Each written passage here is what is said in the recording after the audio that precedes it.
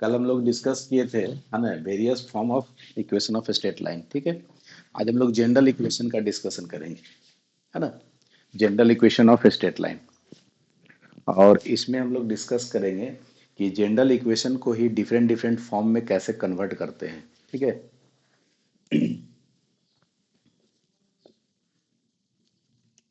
General equation of straight line.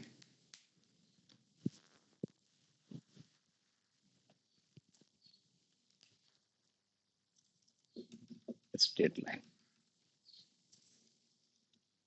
ठीक है। General equation of general equation जो है स्ट्रेट लाइन का क्या होता है ना, उसको सबसे पहले हम लोग समझ लेते हैं। Linear equation in two variables a x plus B Y plus C is equal to zero, जहाँ पे ए बी सी ये रियल नंबर होगा, कोई भी रियल नंबर हो सकता है। ठीक है, ये जो है सो स्ट्रेट लाइन को रिप्रेजेंट करता है। अब ये हम लोग पता करेंगे कि कैसे स्ट्रेट लाइन को रिप्रेजेंट करता है।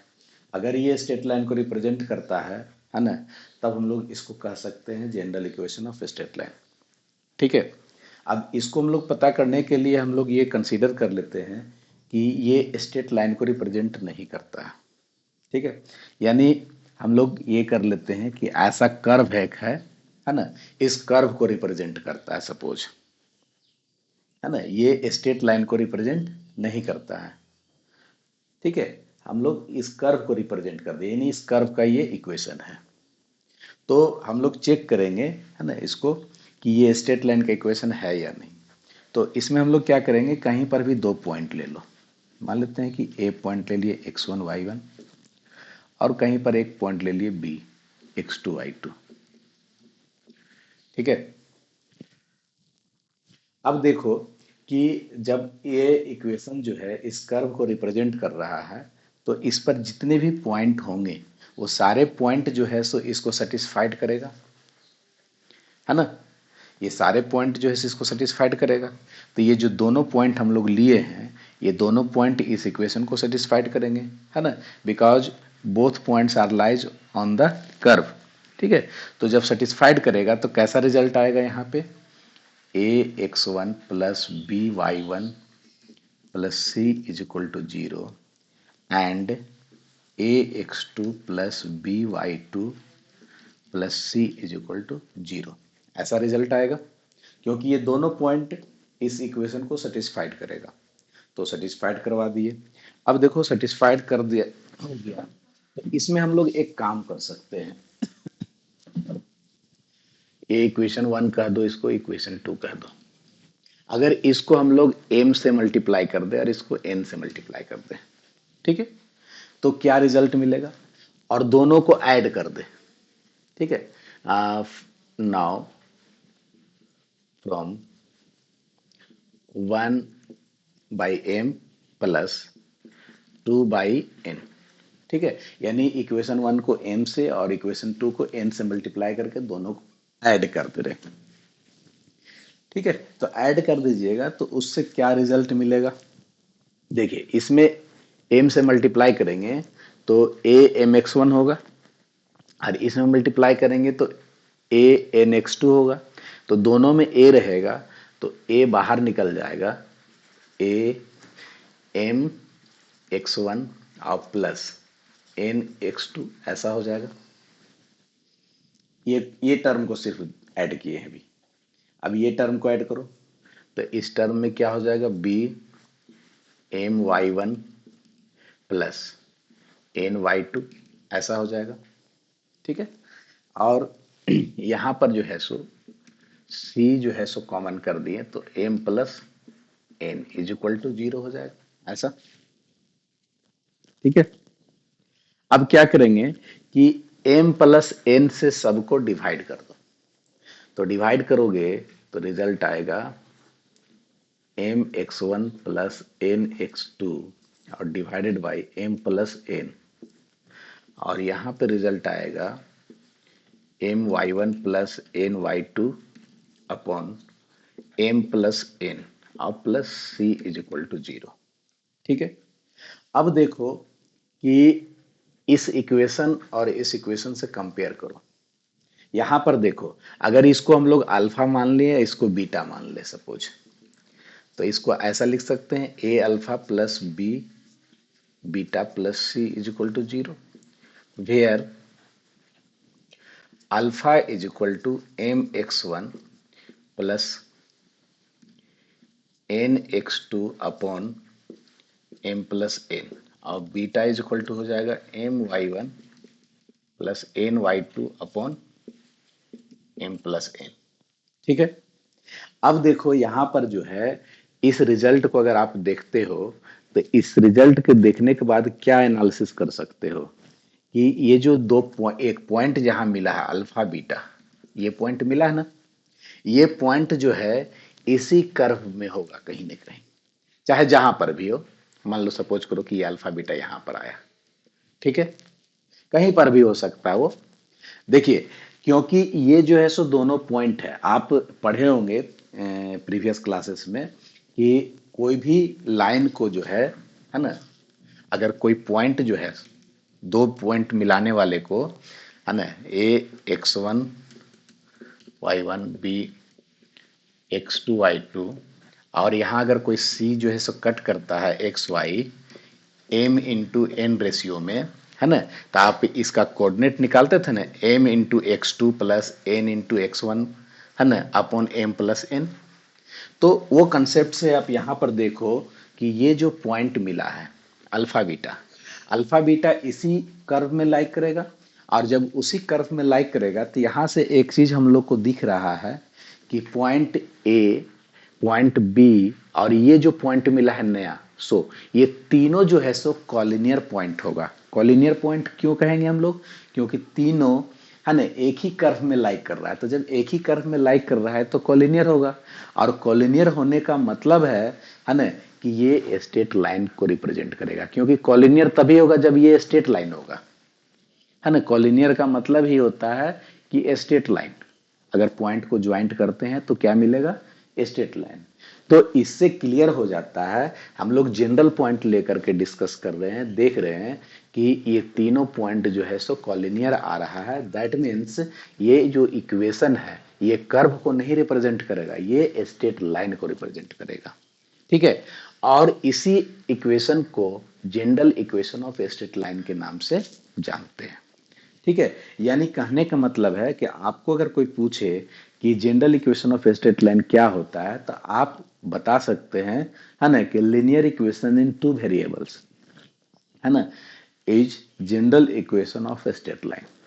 यानी linear equation in two variables जो होते हैं वो स्ट्रेट लाइन को रिप्रेजेंट करते हैं। आप प्रीवियस क्लास में जितने भी लीनियर इक्वेशन पढ़े थे, लीनियर इक्वेशन पढ़े थे और उसका ग्राफ भी ड्रॉ किए थे, है ना, याद होगा। ग्राफिकल मेथड से आप उसका वेरिएबल का, अननोन वेरिएबल का वैल्यू भी फाइंड आउट किए थे। तो जब ग्राफ आप ड्रॉ करते थे तो हमेशा आपको स्ट्रेट लाइन मिलता था। हमेशा कैसा मिलता था? स्ट्रेट लाइन मिलता था। क्यों मिलता था? क्योंकि लीनियर इक्वेशन इनटू वेरिएबल्स जो है always represents the straight line. ठीक है। So it is known as a general equation of straight line.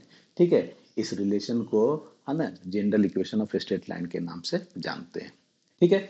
अब हम लोग ये देखेंगे कि यही इक्वेशन, ठीक है, डिफरेंट डिफरेंट रूप में कैसे बदलता है। ठीक है। अभी हम लोग 6 फॉर्म पढ़े हैं, ठीक है, अलग अलग।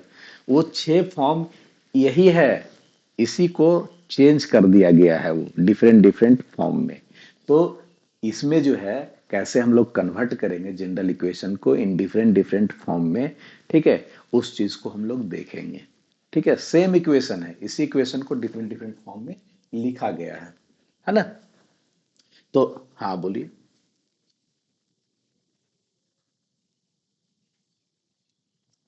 हाँ, वो प्रीवियस क्लास में आप इंटरनल डिवीजन और एक्सटर्नल डिवीजन पढ़े हैं, उसी के अकॉर्डिंग्स तो यहाँ पर हम लोग इसको डिस्कस कर सके कि ये तीनों पॉइंट जो है सो क्या है? कॉलिनियर है। अब कॉलिनियर है that means this represent as a straight line. ठीक है। अगर कॉलिनियर नहीं होता तो ये स्ट्रेट लाइन को रिप्रेजेंट नहीं करता। लेकिन हम लोग देखिए इंटरनल डिवीजन के अकॉर्डिंग्स जो है ये तीनों पॉइंट ये कॉलिनियर हो गया ना। और कोलिनियर हो गया, दैट मीन्स जो है ये रिप्रेजेंट कर रहा है स्ट्रेट लाइन को। ठीक है, चलिए अब इसी को हम लोग डिफरेंट डिफरेंट फॉर्म में कैसे जो है सो लिखा गया है उस चीज को हम लोग थोड़ा देख लेते हैं। तो क्लियर हो गया हम लोग का कि general equation of straight line क्या होता है। अगर आपसे कोई पूछे तो आसानी से आप जो है सो बोल सकते हो, linear equation in two variables, है ना, is always represent the straight line.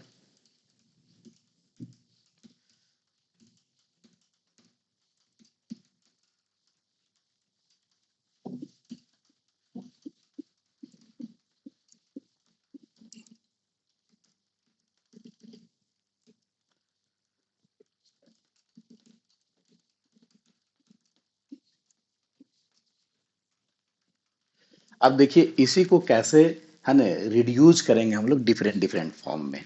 ठीक है, एक हम लोग जनरल इक्वेशन हम लोग ले लेते हैं। ठीक है,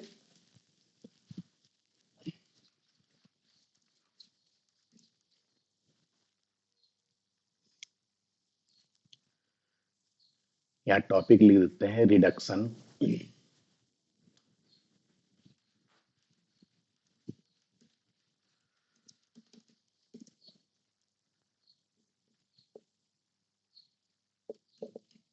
reduction of general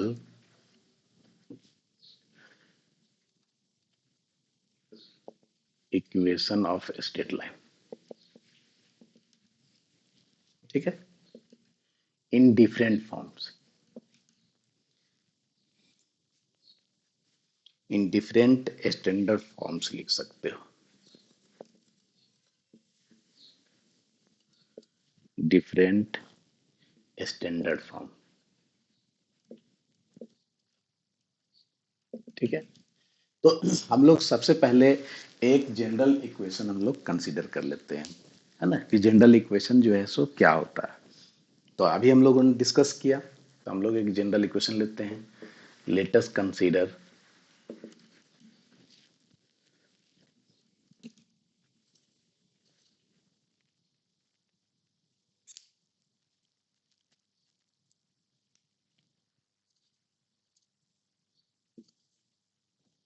late us consider a general equation.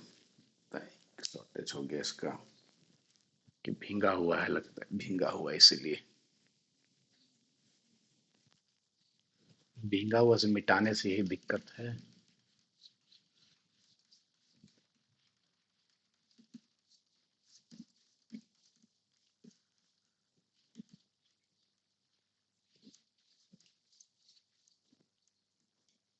Light cut जा रहा मतलब,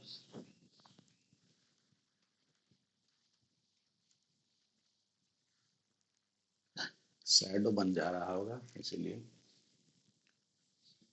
चलिए, let us consider a general equation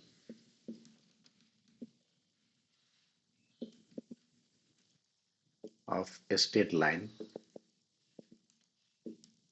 is ax plus B Y plus C is equal to zero. देखो कैपिटल में इसलिए हम लोग सपोज किए कि आगे भी स्मॉल ए बी सबका यूज करेंगे सिंबल को, इसलिए कंफ्यूजन ना हो, इसके वजह से डिफरेंट हमें यहाँ पर हमने आर्बिट्ररी कांस्टेंट ले लिया, है ना। Let us consider a general equation of straight line is ax plus B Y plus C is equal to zero. ठीक है, अब ये जो है सो इक्वेशन को हम लोग, है ना, डिफरेंट डिफरेंट फॉर्म में कैसे चेंज करेंगे। नाउ फर्स्ट में जो है सो हम लोग पढ़े थे स्लोप इंटरसेप्ट फॉर्म, है ना, क्या पढ़े थे, स्लोप इंटरसेप्ट फॉर्म। ठीक है, स्लोप इंटरसेप्ट फॉर्म में जनरल इक्वेशन को कैसे कन्वर्ट करेंगे। तो सिंपली हम लोग क्या काम करेंगे, स्लोप इंटरसेप्ट फॉर्म में कैसा था, y is equal to M X plus C, है ना, ऐसा था। ठीक है, तो इसको हम लोग इस फॉर्मेट में चेंज करेंगे। हमारे पास क्या है general equation, a x plus B Y plus C is equal to zero. ठीक है, यहां से हम लोग इसको लिख सकते हैं, देखिए इस फॉर्मेट में, तो हम लोग इसको बी वाई को इधर रहने देते हैं और इसको उधर ले जाते हैं, तो माइनस ए एक्स और माइनस सी लिख सकते हैं। और यहाँ से हम लोग, है ना, y इक्वल टू लिखेंगे तो minus A upon B into X minus C upon B. ठीक है, तो देखिए कि ये जो है आपका स्लोप इंटरसेप्ट फॉर्म में आ गया कि नहीं, ऐसा देखिए सेम फॉर्मेट है। ठीक है, एम के जगह पे क्या है, एम के जगह पे आपका है माइनस ए अपॉन बी। ठीक है, और कांस्टेंट के जगह पे सी की जगह पे क्या है, माइनस सी अपॉन बी।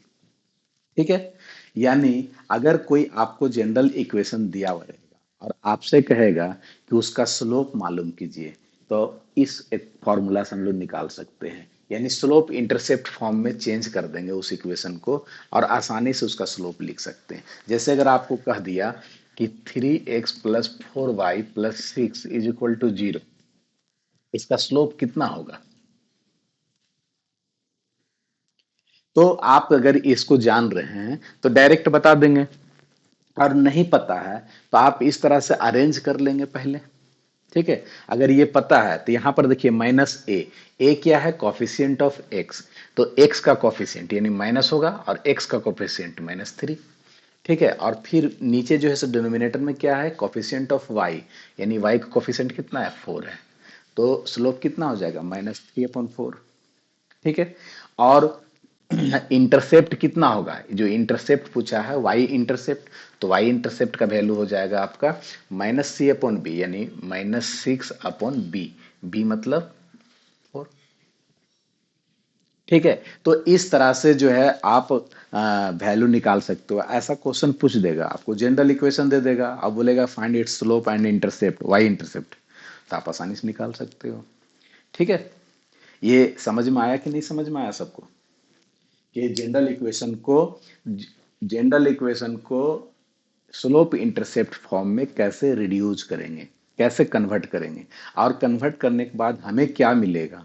ठीक है, तो ये हम लोगों ने जनरल इक्वेशन लिया। ठीक है, और इस जनरल इक्वेशन को जो है स्लोप इंटरसेप्ट फॉर्म में यानी ऐसा रूप में बदल रहे हैं। ठीक है, तो ऐसा रूप में चेंज किए तो यहां से बी वाई का वैल्यू निकाल दिए, ये दोनों को कांस्टेंट टर्म और एक्स वाला टर्म को उधर ले गए। ठीक है, तो माइनस में चला गया, फिर यहाँ पर जो कोफिशिएंट ऑफ वाई था उससे सबको डिवाइड कर दिए, तो यहाँ 1 हो गया और इसमें -a/b हो गया, इसमें -c/b हो गया। ठीक है, उसी तरह से अगर यहाँ पर एक न्यूमेरिकल हम लोग ले ले, एक एग्जांपल ले ले कि ये आपको इक्वेशन दिया हुआ है, इसका स्लोप मालूम कीजिए, तो आप इसको स्लोप इंटरसेप्ट फॉर्म में यानी इस फॉर्मेट में चेंज करके आप तुरंत निकाल सकते हैं, या डायरेक्टली आप बोल सकते हैं अकॉर्डिंग टू दिस रिजल्ट। इस रिजल्ट के आधार पर जो है आप बता सकते हैं कि इसका स्लोप कितना होगा। तो ये रिजल्ट कैसे आया, जब हम लोग जनरल इक्वेशन को स्लोप इंटरसेप्ट फॉर्म में चेंज किए। ठीक है, स्लोप इंटरसेप्ट फॉर्म में चेंज किए तब आया। ठीक है, दूसरा जो है आप इंटरसेप्ट फॉर्म में कैसे चेंज करेंगे, तो ये याद रखिएगा, ये याद रखने का चीज है, याद रखेंगे तो फास्ट आप काम करेंगे, नेक्स्ट आगे प्रॉब्लम जब आएगा बनाने के लिए तो उसमें। ठीक है, क्योंकि इसका चेंज करने का मकसद ही यही है कि ये सब आप काम जो है सो फास्ट कर सके। चलिए नेक्स्ट, नेक्स्ट इंटरसेप्ट फॉर्म में चेंज करेंगे हम लोग, है ना। अब कहोगे कि सर पॉइंट स्लोप फॉर्म में, 2 पॉइंट्स फॉर्म में क्यों नहीं चेंज करेंगे, तो उसमें चेंज करने की जरूरत ही नहीं है। ठीक है, क्यों जरूरत नहीं है, क्योंकि ऑलरेडी जो है सो वो जनरल इक्वेशन के फॉर्म में ही है, अगर उसको सिंप्लीफाई करोगे तो, है ना। ये सब जो है सो एक स्पेशल केसेस है, जिसे इंटरसेप्ट मालूम करना, स्लोप मालूम करना, इसलिए चेंज करके, है ना, दिखाया जा रहा है ना। इंटरसेप्ट फॉर्म में सेकेंड में हम लोग चेंज करेंगे इंटरसेप्ट फॉर्म में।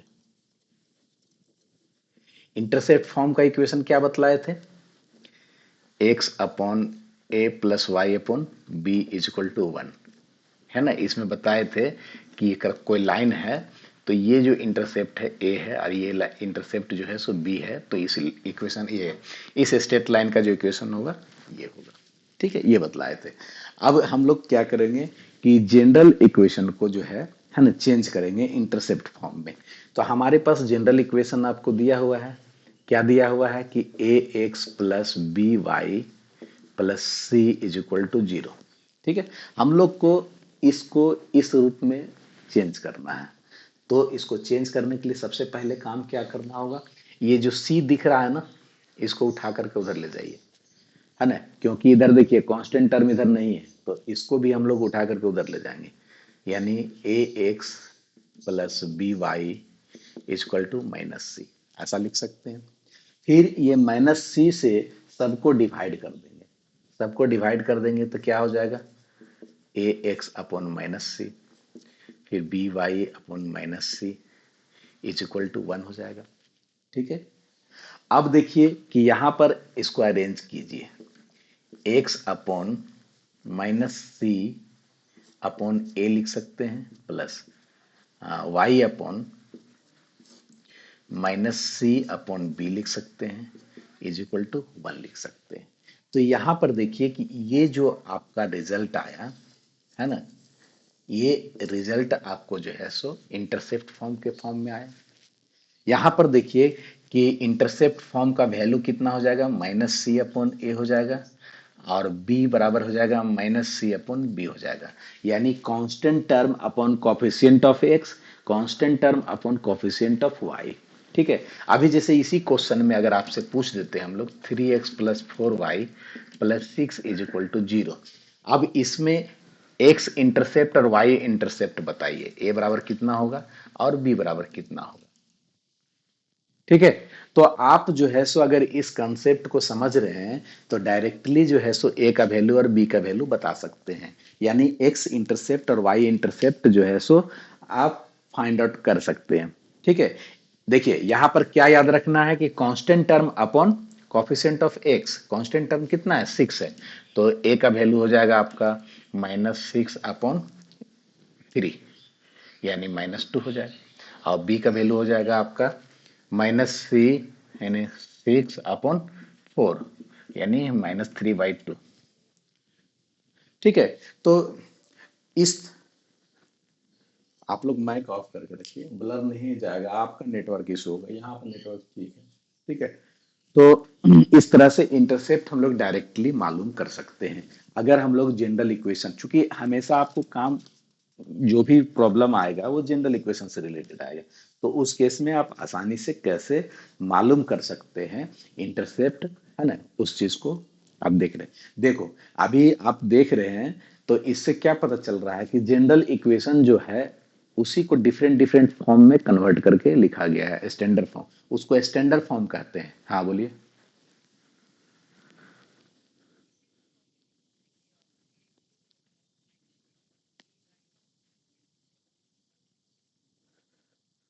कौन फॉर्म में कर सकता है, कैसा लिख सकता है बोलो। हाँ बोलो।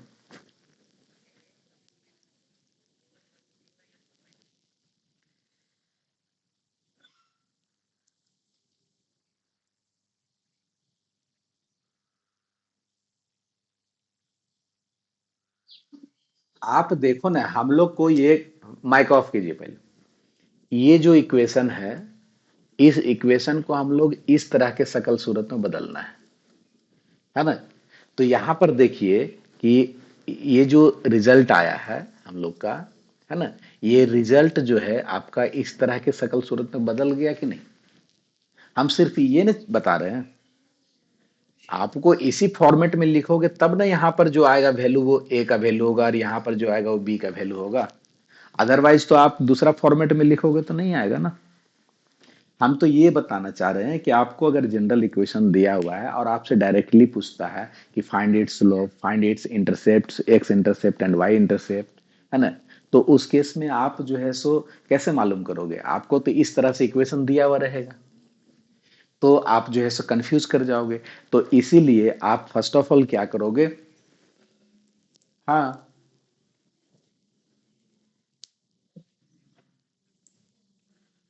माइक ऑफ कीजिए, फिर से समझ लीजिए, सुन लीजिए मेरी बात को।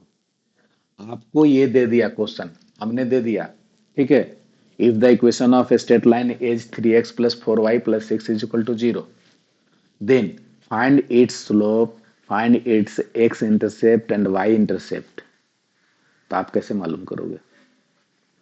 तो इसी चीज को मालूम करने के लिए, इसी कंसेप्ट को समझने के लिए कि आसानी से हम लोग कैसे मालूम करेंगे, तो उसको हम लोग देखो जनरल इक्वेशन को चेंज कर लिए, अब चेंज करने से तुरंत हम लोग का एक रिजल्ट मिल गया ना, इस रिजल्ट के आधार पर तुरंत हम लोग मालूम कर लिए। अगर आप इसको चेंज नहीं करने जानेंगे तो इसका इंटरसेप्ट मालूम कर पाओगे? नहीं ना मालूम कर पाओगे जी, दिक्कत होगा। इसीलिए जो है सो है ना जनरल इक्वेशन को डिफरेंट स्टैंडर्ड फॉर्म में रिडक्शन करके जो है ना बताया जा रहा है। ठीक है, चलिए नेक्स्ट जो है सो नॉर्मल फॉर्म में इसको कैसे चेंज करेंगे, वेरी वेरी इंपॉर्टेंट। देखिए तीन इंपॉर्टेंट है, intercept form, slope intercept form और नॉर्मल फॉर्म, क्योंकि ये तीनों से रिलेटेड आपको क्वेश्चन पूछ सकता है। उस वक्त जो है कंफ्यूजन नहीं करना है आपको। ये अगर ये रिजल्ट याद है तो आप ये प्रोसेस याद रखिएगा, उससे निकाल करके तुरंत जो है सो बता दीजिएगा। और अगर ये रिजल्ट याद है तो आसानी से आप बना सकते हैं तुरंत।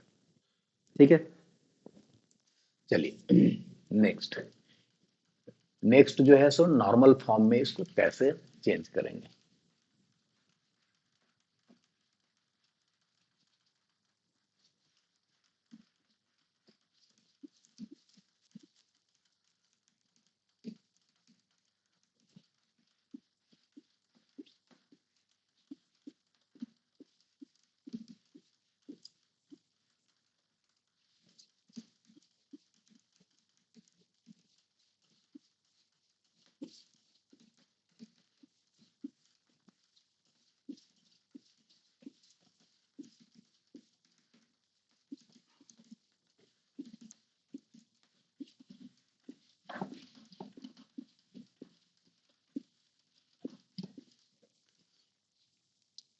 नॉर्मल फॉर्म में थर्ड में नॉर्मल फॉर्म या फिर इसको परपेंडिकुलर फॉर्म भी कह सकते हैं।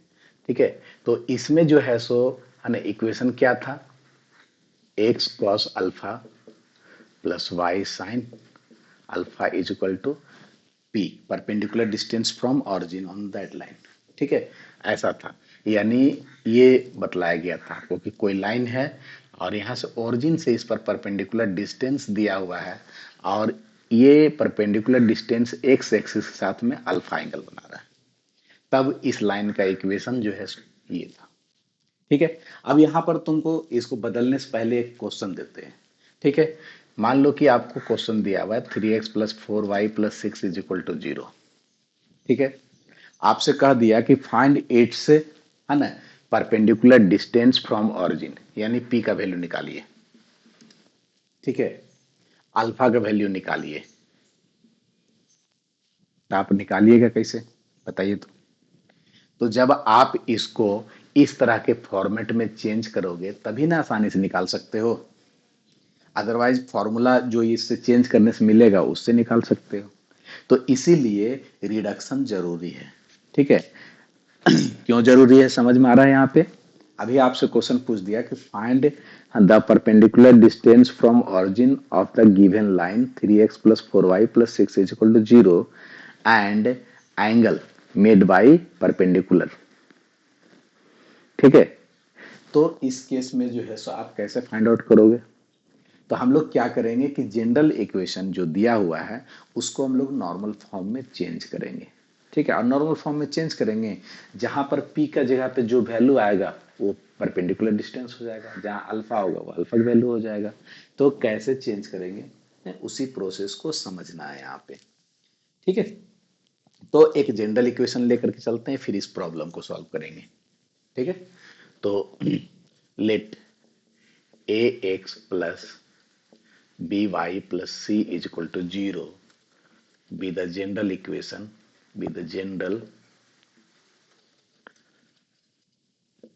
equation of a straight line। ठीक है, यानी अब जो है आपके पास नाउ ax + by + c = 0 ये इक्वेशन है। ठीक है, अब इसको हम लोग चेंज करेंगे नॉर्मल फॉर्म में, x cos alpha + y sin alpha = p के फॉर्मेट में।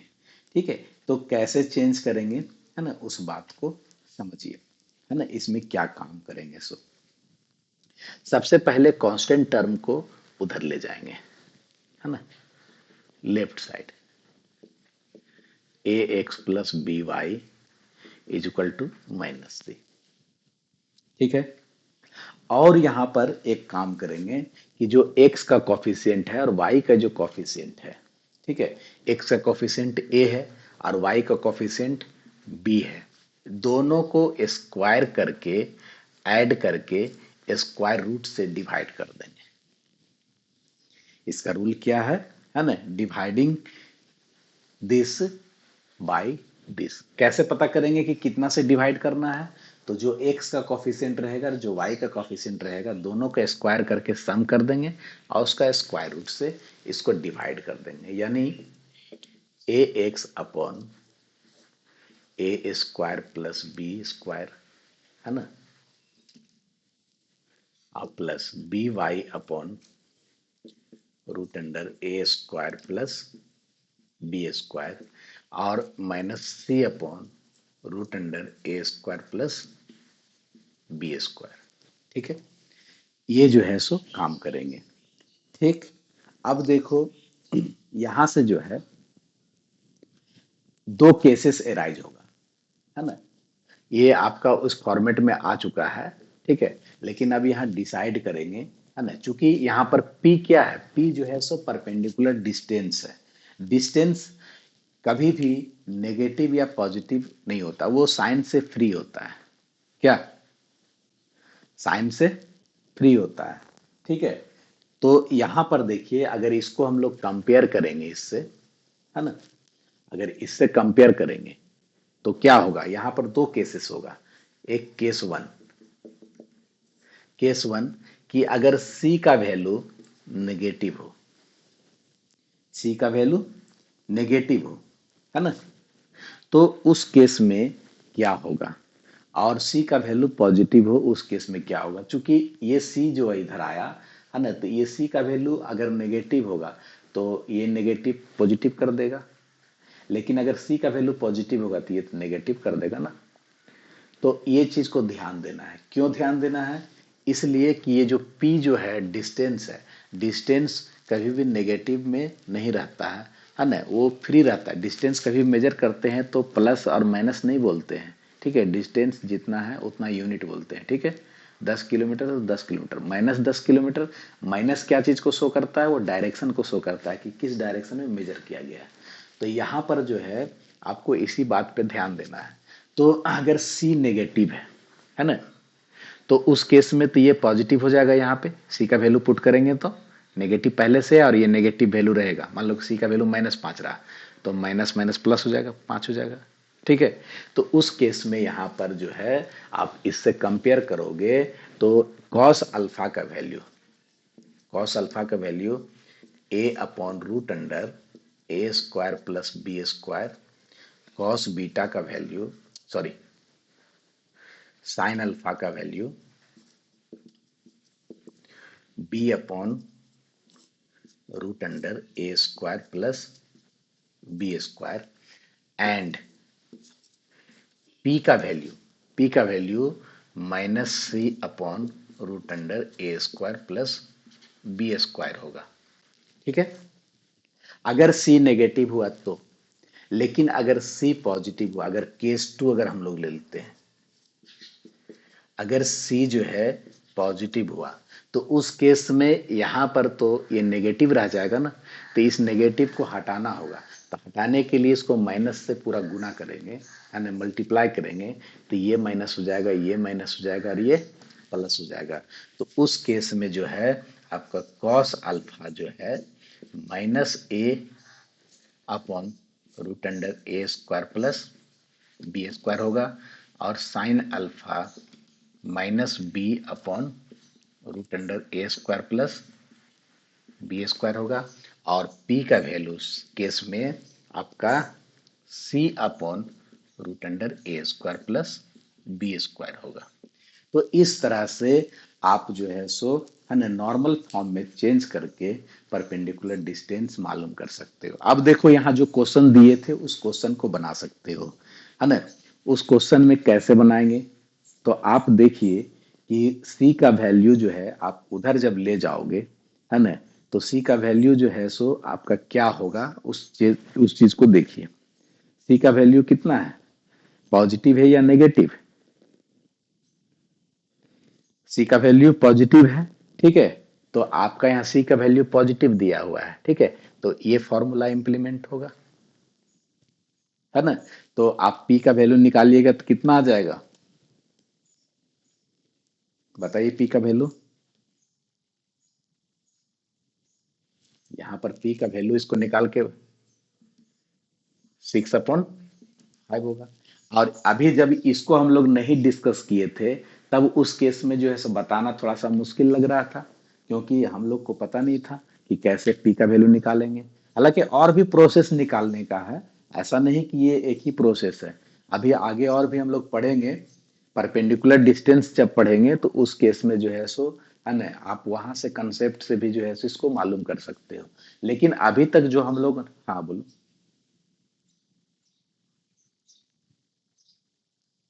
डिवाइड कर, देखो, डिवाइड नहीं करोगे तो उस फॉर्मेट में नहीं आएगा। अब इस बात को समझने के लिए जो अभी एक और मेथड है ना, जहां पे हम लोग को पर किसी पॉइंट से परपेंडिकुलर डिस्टेंस जब फाइंड आउट करना रहेगा, है ना, वहां पर क्लियर हो जाएगा तुमको कि डिवाइड क्यों करते हैं सो, है ना। समझ रहे हो। जैसे कि मान लो कि ये लाइन दिया हुआ है, आगे पढ़ना है आपको, और ये पॉइंट दिया हुआ है, इसका इक्वेशन दे दिया 3x + 4y + 6 = 0, और ये पॉइंट दे दिया 3, 5। आपसे कह रहा है कि ये परपेंडिकुलर डिस्टेंस मालूम करो। तो वहां पर जो कंसेप्ट बताएंगे ना, तो उसी से पता चल जाएगा कि क्यों डिवाइड करते हैं। अभी हम लोग पढ़ेंगे नेक्स्ट आगे, ठीक है, ये एक टॉपिक पढ़ना है, तो वहां पर आपको इसको कोरिलेट कर देंगे तो क्लियर हो जाएगा। अभी आपको याद रखिए कि इसका कोफिशिएंट से डिवाइड करते हैं। क्यों डिवाइड करते हैं, देखो क्यों। बोलो।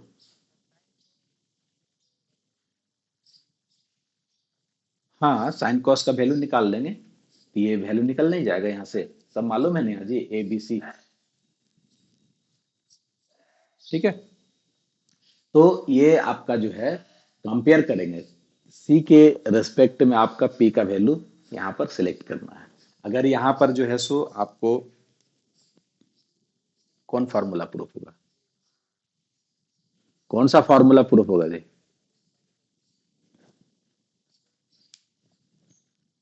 हाँ, तो आप फार्मूला निकालिए ना, प्रूफ नहीं हो रहा है क्या। हुँ?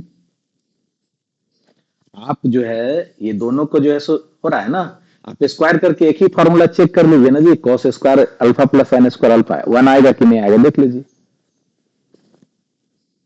अगर नहीं आता तो ये गलत है, ठीक है। देखिए इसका स्क्वायर कीजिएगा तो क्या हो जाएगा, ए स्क्वायर, और ये रूट हट जाएगा, फिर यहाँ बी स्क्वायर, ये रूट हट जाएगा। दोनों को जोड़िएगा तो A square plus B square ऊपर में भी आएगा, नीचे भी A square plus B square, cut करके 1 हो जाएगा। तो फॉर्मूला फॉलो करता है यहाँ पर, इसीलिए तो यहाँ पर किया गया है कि एक्स को कोफिशिएंट और वाई कोफिशिएंट। तो डायरेक्ट हम लोग इसको कंपेयर क्यों कर लिए, जब ये फॉर्मूला पर सेटअप हो गया था तभी तो। और ये ऐसा क्यों किया गया, इसको हम लोग वहां जब निकालेंगे ना तो ऑटोमेटिक आपको समझ में आ जाएगा कि क्यों करते हैं सो, ठीक है। बहुत सारा मेथड है, आप एक मेथड को भी समझिए, जैसे जैसे स्टेज आएगा सब बताया जाएगा आपको, है ना। लेकिन जितना बता रहे हैं उसको समझते जाइए। कुछ लोग जो पढ़े होंगे वो लोग पढ़े हैं कि नहीं पढ़े हैं ये तो वही जानते होंगे, इंटरमीडिएट जो किए हैं उन लोग कैसे पढ़े हैं नहीं पढ़े हैं वो खुद बता सकते हैं, ठीक है। तो यहां तक अगर समझ में आ गया तो आगे हम लोग बढ़े।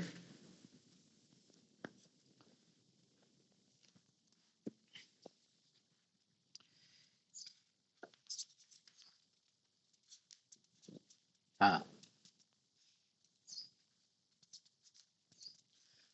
अगर यहां पर देखो P जो है, P क्या है, डिस्टेंस है। P डिस्टेंस होता है, तो डिस्टेंस नेगेटिव में कभी नहीं लेते हैं हम लोग, ठीक है, क्योंकि डिस्टेंस नेगेटिव होगा नहीं। तो P ऑलवेज पॉजिटिव, तो P को ऑलवेज पॉजिटिव रहना है। तो उसी के लिए C का वैल्यू जो है, C का वैल्यू पे डिपेंड करता है। जैसे कि मान लो कि अगर C का वैल्यू नेगेटिव है, यानी C का वैल्यू नेगेटिव है मतलब C नेगेटिव में रहेगा, है ना, माइनस में। मान लो -5 -3 -2 कुछ भी रह सकता है। तब यहाँ पर जब C का वैल्यू पुट करेंगे तो ये पॉजिटिव बन जाएगा कि नहीं, इसलिए डायरेक्ट P का वैल्यू इतना लिख दिया गया है, और ये कॉस अल्फा और ये साइन अल्फा हो गया। लेकिन अगर C का वैल्यू पॉजिटिव हुआ, अगर C का वैल्यू पॉजिटिव हुआ, जैसे इस केस में यहाँ 6 है, तो अगर यहाँ डायरेक्ट इसमें पुट कर देंगे 6, तो ये तो नेगेटिव में हो जाएगा, है, यहां पर नेगेटिव ना आ जाएगा जी अगर इस वैल्यू को डायरेक्ट इसी से ले लेंगे तो। इसलिए फिर क्या करेंगे कि, तो इसीलिए जो है इसको माइनस से सब में मल्टीप्लाई कर देंगे, और जब माइनस में सबसे सब में मल्टीप्लाई कर देंगे, केस टू के लिए, केस टू के लिए मैं बता रहा हूँ, चेंज कर रहा हूँ यहाँ पे, केस टू के लिए जब माइनस से मल्टीप्लाई करेंगे तो ये माइनस हो जाएगा, ये माइनस हो जाएगा और ये प्लस हो जाएगा। तो अब देखिए कंपेयर करेंगे तो कॉस अल्फा का वैल्यू माइनस ए अपन इतना, और साइन अल्फा का वैल्यू माइनस बी अपन इतना आ जाएगा, और पी का वैल्यू इतना आ जाएगा। बात समझ में आया? ये केस टू के लिए मैं मल्टीप्लाई कर दिया। तो ये जो है सो बताए हैं केस टू ए करना है जी। इसे निकालो ना, कॉस अल्फा निकालो, यहाँ पर वैल्यू पुट करके निकालो कॉस अल्फा का और साइन अल्फा का। ये क्वेश्चन जो मैं दिया हूं केस टू का ही क्वेश्चन है ना। देखिए तो यहाँ सी का वैल्यू, तब सी माइनस रहेगा तो फिर केस वन हो जाएगा। हाँ, यही बात है, यही डिफरेंस है। क्यों माइनस हो गया यहीं से पता चल रहा है ना। अभी देखो केस टू में हम लोग माइनस से समय मल्टीप्लाई किए थे, ये दोनों प्लस था तो दोनों माइनस हो गया, ये प्लस हो गया। और अगर केस वन रहता तब फिर ये जो है यहां पर माइनस रहता, ऐसा। तो कंपेयर करेंगे तो इस, हेलो,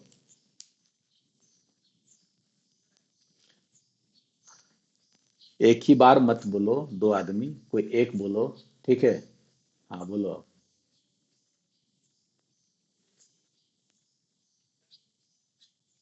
अरे एक ही बार क्यों बोलते हो यार, किसका बात मैं सुनूं? हाँ बोलो।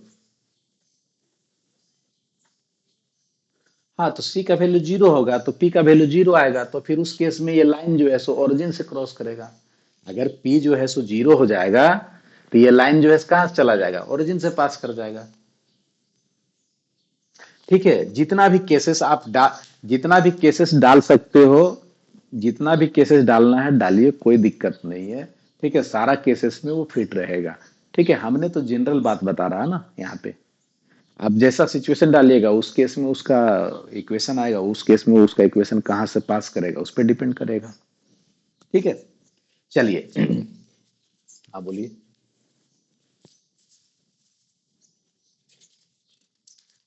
नहीं लिख सकते। तुम्हारा नाम क्या है? बोलो। तुम्हारा नाम क्या है? तुम्हारा नाम क्या है? क्यों है तुम्हारा, क्यों है तुम्हारा नाम राहुल? पिंटू क्यों ने रख दिए? वही चीज तो बोल रहे हैं, तुम्हारा नाम राहुल ही क्यों रखा गया? इसका जवाब दो। है जवाब तुम्हारे पास? नहीं पता, है ना।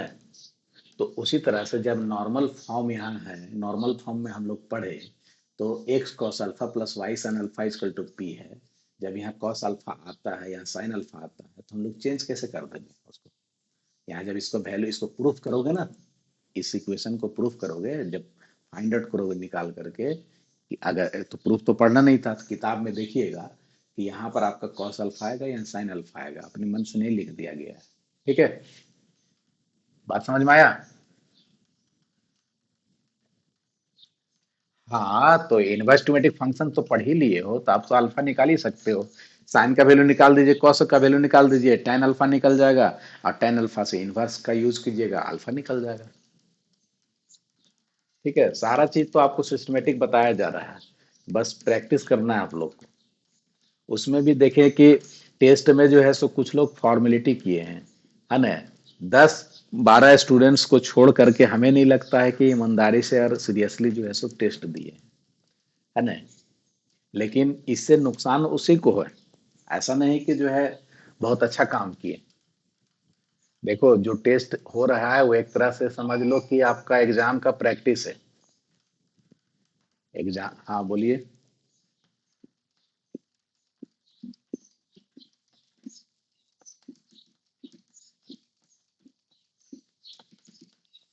नाम था तो आपका नाम क्या है? मधु कुमारी, तो आप ईमेल आईडी जो है सो सही लिखे हैं? देखें, अगर सही लिखे होंगे तो रिजल्ट, अच्छा से चेक कर लीजिए, अगर सही होगा तो गया होगा, और जिसका नहीं गया था तो मैं तो बताया था, मैं बोला था कि आप ग्रुप ज्वाइन, ये क्लासरूम ज्वाइन कीजिए, उसमें आपको स्क्रीन शेयर करके हम तो रिजल्ट तो दिखाए ही थे, दिखाए थे ना जी।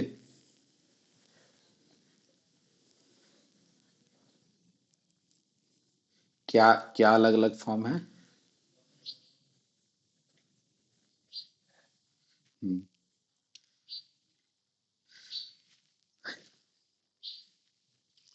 क्वेश्चन में जैसा इंफॉर्मेशन दिया हुआ रहेगा उसके अनुसार आपको कंसेप्ट यूज करना है, ठीक है। अगर आपका क्वेश्चन में जो परसों जो है कल परसों जो प्रॉब्लम जो बता रहे थे, उसमें तो इसी बात पर स्ट्रेस दिए थे कि इंफॉर्मेशन सबसे पहले क्वेश्चन को पढ़ करके आपको कलेक्ट करना है कि क्या क्या इंफॉर्मेशन है, ठीक है। अगर आप इंफॉर्मेशन कलेक्ट कर लेते हैं तो आसानी से आप उस क्वेश्चन को सॉल्व कर लेंगे, क्योंकि इंफॉर्मेशन पर ही डिपेंड है कि कौन सा कंसेप्ट यूज करेंगे, ठीक है। तो क्वेश्चन को पढ़ना है और कंसेप्ट ये लगाना है कि उसमें क्या क्या दिया हुआ है, ठीक है। जैसा दिया हुआ रहेगा उसको यूज करेंगे, और जब दिया हुआ रहेगा इंफॉर्मेशन तो उससे आसानी से आपको पता चल जाएगा कि आपको कौन सा फॉर्मूला, प्रॉब्लम तो बताया ही है, आप क्लास नहीं करोगे तो क्या करें हम, प्रॉब्लम इससे पहले नहीं बताएं। चलिए अब कोर्स खत्म होगा ना तो उसके बाद पूछते रहिएगा, है ना। बार बार एक ही चीज को नहीं ना बताते रहेगा आदमी जी, हैं? अभी सिलेबस इतना बड़ा है, एक ही टॉपिक पे अगर घूमते रहेगा तो सिलेबस कब खत्म होगा, ये हमको पता। प्रैक्टिस करो, नहीं बनता है क्वेश्चन पूछो, क्वेश्चन पूछो और समझो उसको। चलिए next, intersection of two lines, intersection of two lines. अभी जो कंसेप्ट बता रहे हैं सब पर प्रॉब्लम भी बताएंगे, ऐसा नहीं कि नहीं बताएंगे। Intersection of two lines, two straight lines, तो कैसे जो है सो हम लोग निकालेंगे। चलिए सबसे पहले बताइए कि दो लाइन के बारे में आप क्या जानते हैं, दो लाइन जब आपको प्लेन में पढ़ना है तो क्या क्या हो सकता है।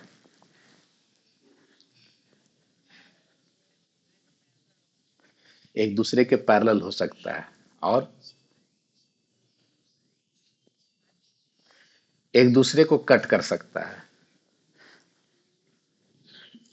हाँ, इसी पर कोइंसाइड कर जाएगा, ठीक है।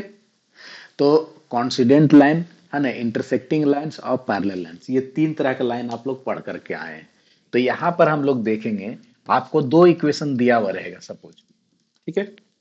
आपको मान लो कि दो इक्वेशन दे दिया है ना, a1x plus b1y plus c1 is equal to zero, and a2x plus b2y plus c2 is equal to zero. तो आप कैसे पता करेंगे कि ये दोनों लाइन है ना इंटरसेक्टिंग लाइन्स है, या फिर पैरेलल लाइन्स है, या फिर जो है कोइंसिडेंट लाइन्स है, ठीक है। तो इसको हम लोग, अरे यहाँ पर मैट्रिक मैट्रिक का कंसेप्ट से नहीं काम करेंगे हम लोग, यहाँ पर जो पढ़ रहे हैं उसका कंसेप्ट यूज करेंगे, ठीक है। तो कैसे पता करेंगे इस बात को समझना है, ठीक है।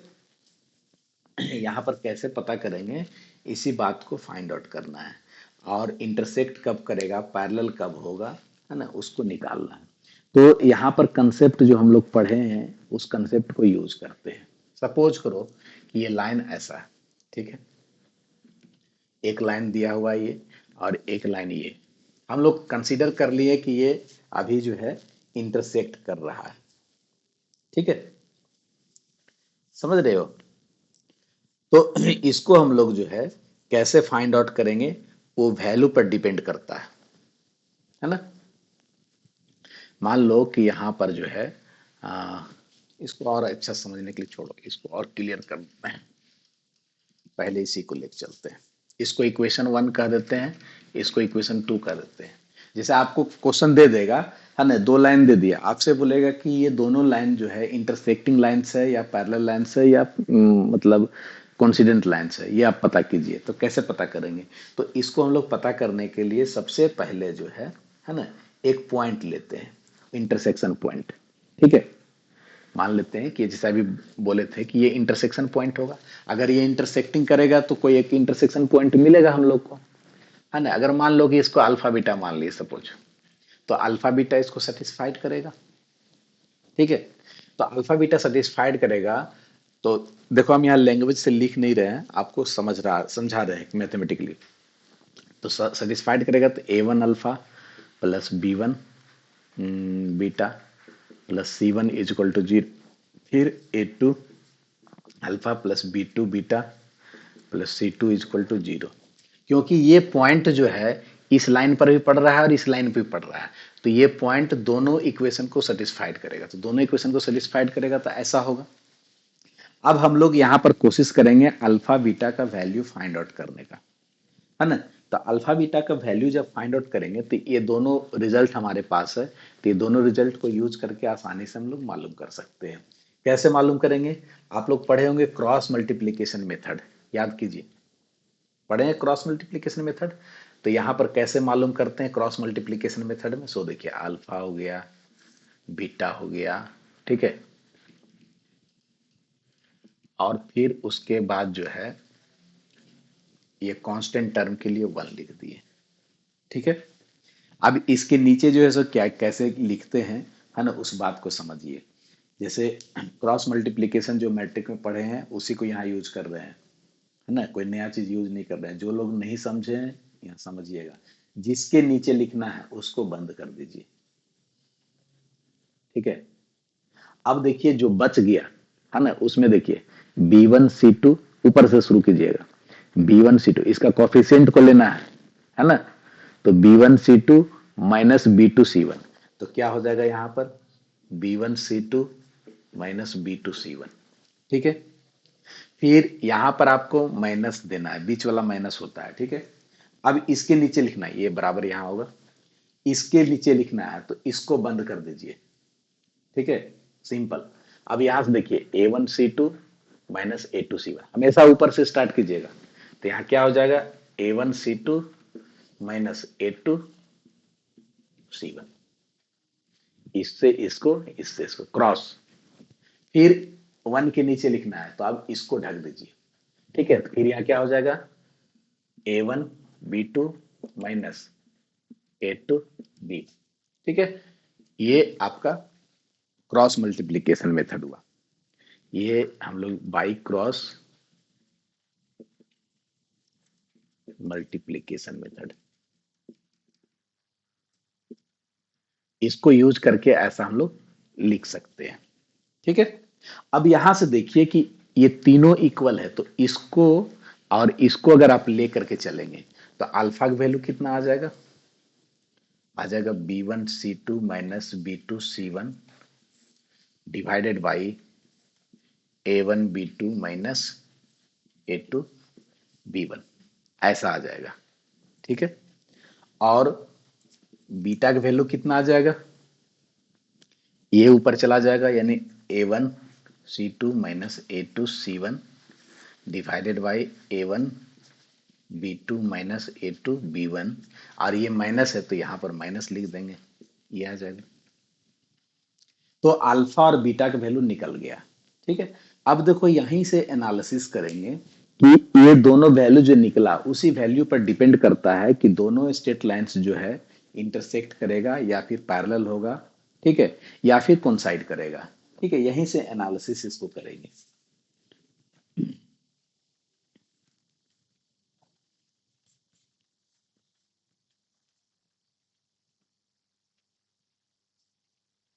अगर आपको जो है ये पैरेलल लाइन होगा दोनों, तो पैरेलल लाइन होगा तो उस केस में क्या होगा,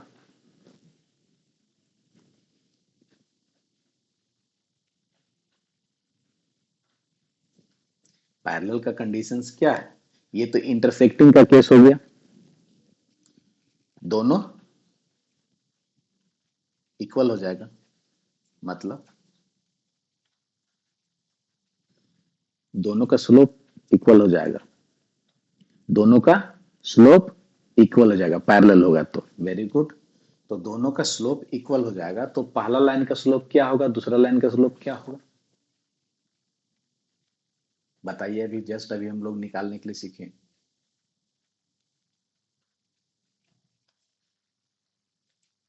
पहला लाइन का स्लोप क्या होगा? पहला लाइन का स्लोप -a1/b1, और दूसरा लाइन का स्लोप -a2/b2। ठीक है। अगर पैरेलल होगा तो आपका यहीं पर आ जाएगा ना, a1/b1 is equal to a2/b2। ये, और इसको आप लोग लिख सकते हैं जो आप मैट्रिक में पढ़े थे, a1/a2 is equal to b1/b2 भी लिख सकते हैं। इसी बात को लिख सकते हैं कि नहीं? तो ये पैरेलल का केस है। पैरेलल कैसे सर्च करेंगे? तो स्लोप दोनों का फाइंड आउट कर लेंगे, और इंटरसेक्टिंग लाइन होगा तो ऐसे मालूम कर लेंगे, इंटरसेक्टिंग पॉइंट्स मालूम कर लेंगे। ठीक है। तो कहने का मतलब है कि पैरेलल मालूम करना है तो आप इस केस में ले सकते हैं। ठीक है। और कॉन्सिडेंट लाइन कैसे पता करेंगे? कॉन्सिडेंट लाइन में आपका कांस्टेंट टर्म भी इक्वल होगा। कॉन्सिडेंट लाइन होगा तो a1/a2 equal to b1/b2 equal to c1/c2। ये जब होगा आपका तो वो कोइंसाइड कर जाएगा। और जब दो इक्वल सिर्फ होगा तो उस केस में जो है सो क्या होगा? पैरेलल लाइन होगा। ठीक है। और ये दोनों अगर इक्वल नहीं होगा तो उस केस में जो है आपका इंटरसेक्टिंग लाइन्स हो। देखिए, यहां पर से भी पता कर सकते हैं कि ये जो है सो जीरो हो जाएगा, अल्फा जीरो हो जाएगा। ये जो नीचे वाला वैल्यू है ना, वो नीचे वाला वैल्यू जीरो हो जाएगा। तो जीरो हो जाएगा तो आपको ये मिल जाएगा, वो पैरेलल लाइन के केस में। ठीक है। तो आप स्लोप से ही डायरेक्ट पता कर सकते हैं, है ना। इसका यूज करने की जरूरत नहीं पड़ेगा, आप इससे भी काम कर सकते हैं। ठीक है। अब इस पर हम लोग थोड़ा सा प्रॉब्लम बना लेते हैं। अभी जितना भी कंसेप्ट हम लोग पढ़े, एक दो क्वेश्चंस जो है सो एक पैरेलल लाइन पे ही। हाँ,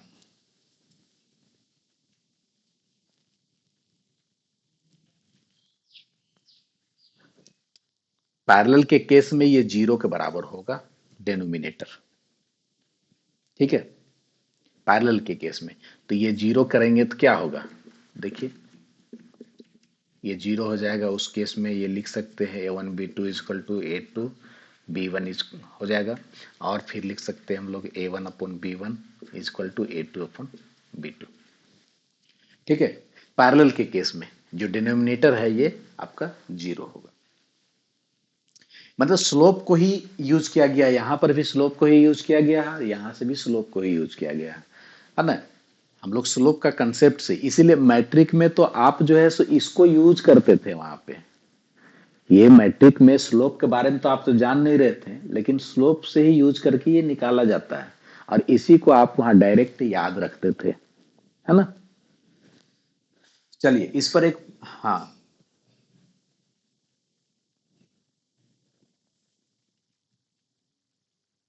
हाँ स्लोप से बनाएंगे। चलिए एक क्वेश्चन लिखिए इसमें, find the point of intersection of the lines, find the point of intersection of the lines 5x plus 12y minus 27, 5x plus 12y minus 27 equal to 0, and 3x minus 4y and 3x minus 4y minus 5 is equal to 0। ठीक है। चलिए ये intersection point मालूम करना है। तो जैसे आप इसको बनाए हैं ना, उसी तरह से इसको बनाना है। ठीक है। यहाँ पर देखिए a1 b1 c1 सब जगह का वैल्यू दिया हुआ है। तो आप डायरेक्ट ये फॉर्मूला में भी बैठा सकते हैं, लेकिन डायरेक्ट नहीं बैठा करके बनाइएगा। इस तरह से क्रॉस मल्टीप्लिकेशन को यूज करके आप फाइंड आउट करेंगे। तो इस क्वेश्चन को सॉल्व करके देखिए, है ना। इसका वैल्यू आपका आएगा 3 1। ठीक है। इसका आंसर आएगा आपका 3 1। ये सॉल्व करके देखिएगा इसको खुद से।